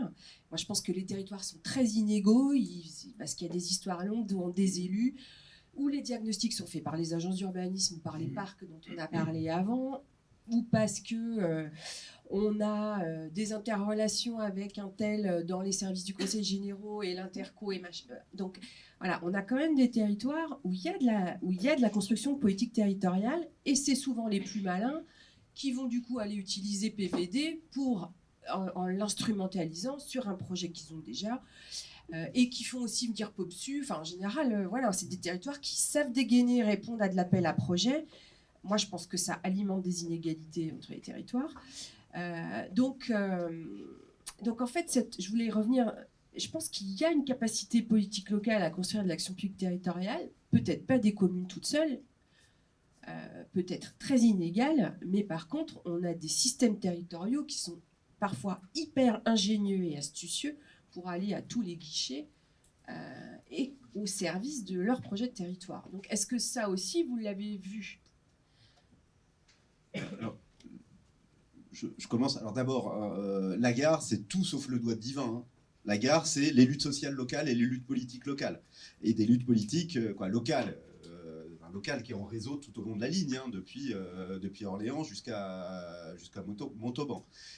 Avec, par ailleurs, et c'est hyper intéressant ça, des formes de structuration de réseaux politiques le long de l'axe, et des formes de mobilisation. Donc, et c'est ça qui fait que c'est pas la décision d'un ministre, d'un président, etc. Non, c'est la SNCF passe son temps à essayer de restreindre, et il y a de la lutte, il y a de la pression politique. C'est très très différent de ce point de vue-là. Mais je te rejoins, Hélène, évidemment qu'il y a de la capacité politique, et évidemment qu'il y a d'énormes inégalités de capacité politique avec des mécanismes d'auto-renforcement par le haut et par le bas. Voilà, nous François travaille à Martel, moi je travaille à Gourdon. Si on va un peu plus à l'est dans le département, on arrive à Figeac. Je pense que Figeac, il y a 30 ans, c'était à peine plus, quoi, c'était rien. C'était une ville comme les autres villes de cette région, plutôt en déclin, etc. Figeac, aujourd'hui, je ne vais pas vous faire la belle histoire de Figeac, mais c'est une ville complètement rénovée, en développement industriel sur de l'industrie de pointe, avec tous les services publics, un musée de l'attractivité touristique, de la CSP+, des étudiants, etc. Bon, mais en même temps, on ne peut pas non plus avoir dans toutes les villes de France un président de région qui va mettre tous les moyens de la région pour sa commune. Non, mais il faut être clair. C'est ça. Et quand je dis un président de région, c'est pas simplement qu'il a servi son territoire. Il a servi son territoire. Mais par ailleurs, c'est un leader local qui a embarqué la société locale, qui a su mobiliser pas tout n'importe quoi, les appels à projets venant de... il y en a... Non, il y a une stratégie qui a été développée, et qu'il y a des mécanismes d'auto-renforcement qui font qu'aujourd'hui, Figeac, quel que soit le sujet, ils vont être en capacité de construire du projet. Et puis, ils vont être aussi en capacité de dire non, l'État nous dit d'aller faire ça, mais c'est n'importe quoi, c'est pas notre projet. On est dans des plus petites villes, il n'y a pas de capacité. Moins il y a de capacité pour construire du projet, plus on se fait exodéterminer, plus on va répondre à la moindre connerie qui sort, un appel à projet de l'ANCT, de la région, de je sais pas quoi, même si ça ne répond pas aux besoins locaux. Et puis on va se faire exodéterminer parce qu'il y a un investisseur privé qui va arriver en disant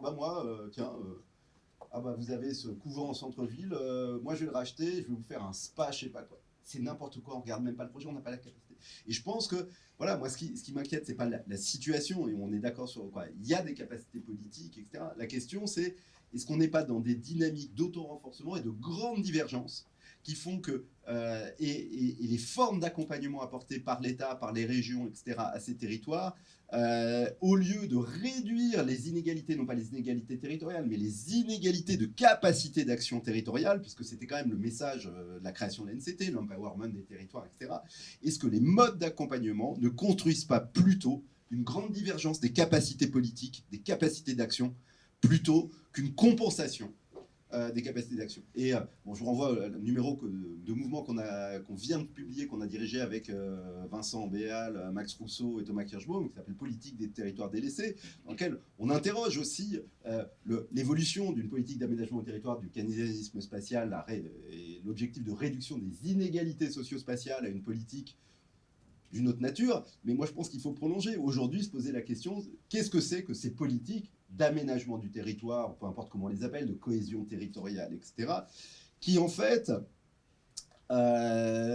conduisent à ce renforcement des inégalités de capacité d'action, derrière un affichage qui est celui de « on soutient tous les territoires ». Bon, mais je ne réponds pas une nouvelle fois à ta question. Je vais répondre rapidement. Le cas du Livradois-Forez est vraiment un cas où on voit un agencement technique, plus que politique d'ailleurs, même si on a une continuité politique forte, mais un agencement technique qui va essayer de pallier toutes les fragilités pour constituer une maîtrise d'ouvrage. En tout cas, nous, on a repris ce concept qui circule dans la littérature en urbanisme pour dire voilà, on a un acteur qui a réussi à constituer une maîtrise d'ouvrage qui est capable de porter des projets dans le temps, de développer une vision territoriale, et l'acteur central dans ce cas-là est moins la commune ou l'intercommunalité que le parc. Ça a été très clair dans notre analyse. Mais il faut bien voir que cet agencement, il est extrêmement fragile. Il est extrêmement fragile parce que l'ingénierie territoriale qui porte, par exemple, la dynamique de revitalisation des centres-bourgs, c'est une chef de projet en CDD constamment renouvelé, en lien avec un financement leader. Voilà. Et ce, depuis 2012. Voilà. 12 ans de CDD. C'est aussi une fragilité parce que, par exemple, le seul opérateur immobilier qui portait les projets de revitalisation des centres-bourgs, c'était l'OPH local, RLS. OPH, quand on dit réduction de loyer de solidarité, c'est les principaux touchés par la RLS. Donc qu'est-ce qu'il fait le bailleur social? Il se recentre sur la métropole clermontoise et sur les principales villes du département et abandonne ses projets de revitalisation dans les centres-bourgs. Ça, c'est des effets très concrets des politiques d'austérité budgétaire de l'État. Et donc, on a un État qui est aussi schizophrène, entre d'un côté, on va flécher et contraindre quasiment certains financements de l'État vers la construction de projets, mais en même temps, on empêche la réalisation concrète des projets par l'affaiblissement de ces opérateurs qui permettent de passer à l'acte. Et ça, c'est en ça que je disais que on a une faiblesse de l'ingénierie et on a une faiblesse des financements qui pèsent sur la capacité à passer de la stratégie à l'action. Et c'était ça qui nous intéressait particulièrement dans la recherche, c'est que là, on avait un cas où on avait un territoire qui, d'une part, avait déterminé une stratégie en faveur de ces centres-bourgs, mais aussi avait produit des réalisations concrètes au cours des 10 dernières années. Oui. Moi, je peux rajouter un mot sur le retour de la pertinence toujours des analyses de la sociologie des organisations, c'est-à-dire des leaders locaux. Nous, sur le territoire de Martel, c'est un dentiste qui a commencé sa carrière municipale dans un petit bourg de la vallée de la Dordogne, qui est passé ensuite à la ville de Martel. Donc il veut que la commune atteigne les 2000 habitants, 1600 habitants. Et pendant que nous étions en train de faire ce programme POPSU, il est devenu sénateur. Et le fait qu'il soit devenu sénateur aujourd'hui, eh bien, ça lui a donné pas mal de relations. Et c'est vrai que sur un certain nombre de dossiers, on l'a vu à l'œuvre et on a vu l'importance de ce relais national. Oui, j'avais une remarque et une question. Bon, juste pour résumer ce qu'il vient de se dire, je dirais que l'ingénierie va à l'ingénierie comme l'argent va à l'argent. En fait, voilà. Non, moi, c'est sur la question de l'image. Parce qu'en fait, quand on parle d'attractivité, il y a bien entendu en cause la question des services, des ressources, de l'emploi, etc. Mais il y a aussi la question de l'image. Et l'image, c'est à la fois l'image qu'on a de soi et l'image qu'on donne de soi, quoi. Voilà. Et dans l'image qu'on donne de soi, moi j'ai eu l'occasion de travailler dans les années écoulées là, sur deux communes, de petites villes, et je trouve que ça fait écho à ce que vous disiez, qui étaient, pour ceux qui connaissent, Lamure et Saint-Claude Lamure dans l'Isère et Saint-Claude dans le Jura, qui sont deux petites villes qui ont plus ou moins un passé industriel, voilà, qui peut être encore résiduel. Et ce qui avait été frappant, en fait, c'était, et je pense que ça rejoint un peu des choses que vous disiez, des gens qui sont finalement, ils sont bien chez eux, ça se passe bien, ils sont contents, tout ça, mais qui ont une très mauvaise image de l'image qu'on a d'eux, quoi. Voilà. Et dans ces conditions-là, c'est pas facile de penser une attractivité en termes de politique publique. Alors, à partir de là, il y a deux façons d'agir qui, à mon sens, ne sont pas forcément tout à fait compatibles. C'est soit on va, vous l'avez évoqué tout à l'heure, vers du marketing territorial. Donc on se dote de capacités d'ingénierie, quitte à être dans une sorte de schizophrénie où il y a une totale dissociation entre l'image qu'on donne et l'image qu'on a, ce que peuvent faire des métropoles, des espaces touristiques, tout ça, et qui pratiquent voilà, sans trop de problèmes. Soit on se dit, il faut effectivement passer par cette phase un peu compliquée qui est quasiment de la psychanalyse territoriale pour essayer de faire changer l'image que les gens ont d'eux-mêmes, ou du moins qu'ils ont de l'image qu'on se fait d'eux, quoi. Voilà. Et juste pour finir là-dessus, ma question c'est, est-ce que dans ce type de petite ville, l'option marketing territorial est envisageable, ou est politiquement, enfin déjà d'un point de vue financier, enfin matériel, mais même politiquement et sociologiquement, même pas envisageable, quoi, parce que cette dissociation, elle peut pas exister, quoi.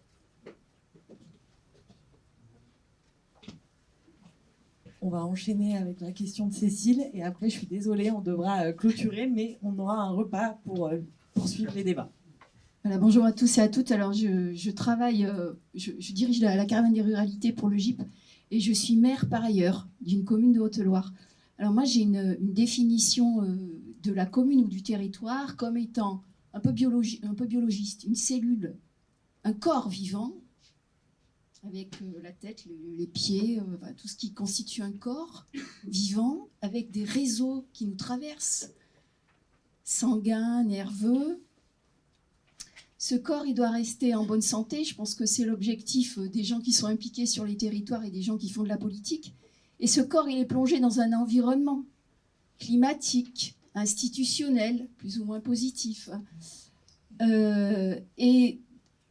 Ma question, c'est est-ce que sur vos territoires, les communes que vous avez étudiées, il y a un écosystème qu'on peut appeler, dans l'agenda rural, on appelait ça le capital social, c'est-à-dire la capacité des acteurs du territoire et au-delà leur réseau à faire en sorte que cette commune reste en bonne santé. Rester en bonne santé, ça veut dire aussi, quel que soit son âge, rester en bonne santé, aimer vivre là où on vit, aimer peut-être ses voisins, aimer créer, et puis peut-être aussi le renouvellement des générations et le maintien de la biodiversité. Je fais large, hein. Mais est-ce que cette vision systémique que moi j'ai appris dans mes études à Saint-Étienne, mais aussi en côtoyant les gens et les institutions, elle existe, elle est partagée, et est-ce que c'est pas une condition de réussite? C'est un peu large hein, comme question. Alors, pour commencer sur le marketing territorial, oui, à l'échelle d'une petite ville et même de son intercommunalité comme ça, le marketing territorial est possible. C'est même une vraie préoccupation, mais qui est portée par le tourisme. Et il y a, parce que c'est pas, même si, voilà, il y a une politique touristique, il y a un office du tourisme intercommunal, et c'est eux qui portent la réflexion du marketing territorial. Bon, mais ils le portent avec, là aussi, leurs ressources et leurs capacités, et ils essayent de voir comment on fait du marketing territorial. Et donc, marketing territorial, tout le monde vous dit, bah, il faut faire une marque. Ils disent, bah, nous aussi, il faut qu'on fasse une marque. Mais qu'est-ce que ça veut dire faire une marque quand on a Sarlat, qu'on a Rocamadour d'un côté, qu'on a la vallée de la Dordogne, qu'on a le Lot, etc. Et que, on a le Quercy, le Périgord, on a plein de marques là. Et donc, ils se disent, il faut qu'on crée une marque, quoi, qu'on vende. Alors, ils ont retrouvé le nom du pays qui s'appelle la Bourriane. Et ils essayent d'investir à fond pour faire vivre une marque qui n'existe pas, qui existe, un nom de pays qui existe, mais je pense que voilà, ils essayent de transposer des recettes qui ont été structurées ailleurs. Là, ils le font. Et puis, deuxième chose qu'ils font, c'est ils font comme tout le monde, ils essayent de trouver des labels. Mais là aussi, dans la floraison de labels territoriaux, ils n'ont pas les capacités stratégiques pour faire une analyse stratégique des labels. Ils se font refourguer des labels pourris qui coûtent cher, qui sont vendus par d'autres élus, hein, parce que le propre des labels, c'est que ce sont les labellisés qui font la promotion du label. De façon absurde, et en plus en ne comprenant pas ce que c'est. C'est-à-dire, quand vous entendez le maire qui, lors de ses vœux, explique que c'est une ville qui a de multiples labels, et qui cite dans les labels de protection patrimoniale qui ne sont... On voit tous les techniciens qui sont là derrière, qui se cachent la tête. Le maire n'a pas compris que c'est une contrainte. Un bâtiment de France pour préserver, c'est pas un label marketing. Donc voilà, ils sont pas tellement... voilà, ils font du marketing territorial, mais sans les capacités d'utiliser ce marketing au service de... alors sur votre question, sur vos questions, parce qu'il y en avait plein imbriquées, moi, il y a un point, c'est qu'on on a beaucoup parlé d'acteurs publics tous là, mais moi, ce que j'observe et je dois dire, je le présentais négativement, hein, la difficile capacité politique, etc. Moi, je suis absolument scotché en étudiant ce territoire, de voir l'extrême capacité d'action de la société civile. La société civile, et moi qui ai beaucoup travaillé sur les politiques urbaines, notamment dans les quartiers pauvres, voir à quel point la société civile a été domestiquée, instrumentalisée par les politiques publiques. et dans laquelle la capacité d'initiative des associations, ou bien elle se fait dans le rapport aux subventions publiques, ou bien elle se fait sans, voire contre, avec l'action publique qui essaye de casser ces capacités d'action.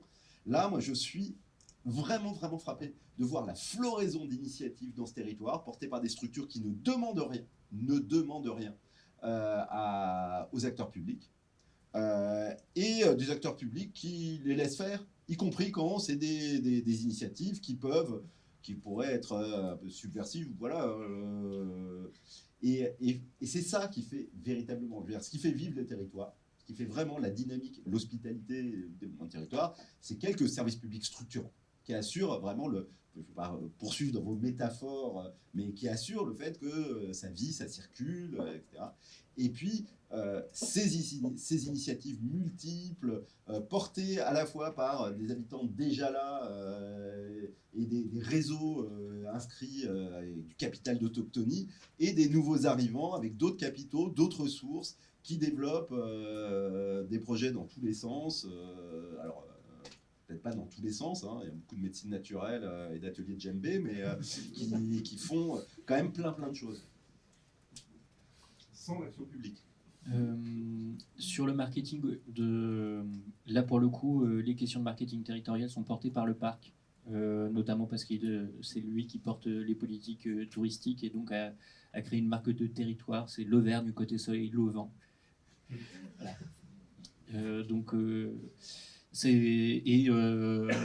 Mais en tout cas, je voulais juste dire que moi, j'ai pas l'impression que, en tout cas dans les acteurs qu'on a rencontrés, qu'il y avait en tout cas, la conscience qu'il y aurait une mauvaise image qu'on se fait d'eux-mêmes. D'une part, pour eux, en fait, dans les enquêtés, la question de l'image est quasiment jamais ressortie. La question qui se posait, c'est comment on fait tenir ce territoire avec 3 francs 6 sous. Voilà, c'est vraiment ça la question centrale qui irriguait tous les entretiens. Et comment on fait en sorte de maintenir une pharmacie, un commerce, le lycée, et on va déployer le plus d'énergie possible pour réussir à maintenir ça. Et les questions d'image, elles sont vraiment à milieu des préoccupations des élus et des techniciens rencontrés.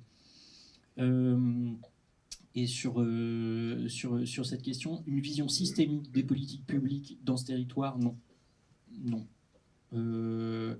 En fait, pour donner juste un ordre d'idée, hein, on a bataillé avec Sarah pendant bien 1 an pour faire prendre conscience que quand on produit du logement en lotissement dans un territoire qui ne connaît pas d'accroissement du nombre de ménages, ça vidait les centres-bourgs. Ça veut dire que ça vidait les logements existants, puisqu'il y a 0 nouveau ménage. Même si on en accueille de nouveaux, hein, quand on construit un logement neuf en périphérie, ça veut dire qu'il y a un logement existant qui se vide.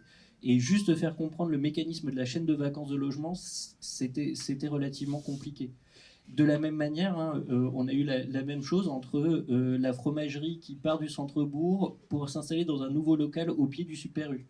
Il ne comprenait pas pourquoi la cellule devient vide. C'est parce qu'en fait, il n'y a pas forcément de création de nouveaux locaux. Et en fait, cette vision simplement de se dire le neuf entre en concurrence avec l'ancien, donc une vision un tout petit peu systémique, rien qu'à l'échelle d'un champ de politique publique, c'était compliqué. Alors entre plusieurs champs de politique publique, c'était beaucoup plus complexe, et particulièrement pour les élus, hein, pas tant les techniciens, vraiment les élus ont vraiment quelque chose de bloqué là-dessus.